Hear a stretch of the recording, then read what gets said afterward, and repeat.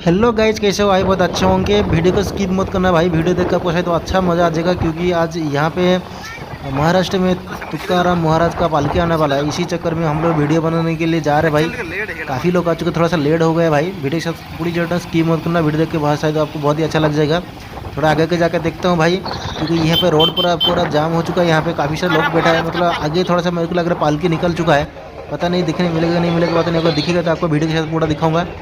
अभी देखो भाई, लोग पूरा चारों तरफ है, पूरा मतलब इतना लोग है ना, पूछो मत। अभी पता चला यहाँ पे आके देखो, पता चला था यहाँ पे मतलब पालकी नहीं आया। आने वाला है, वीडियो के साथ पूरी जोड़ना भाई, वीडियो देखते रहना।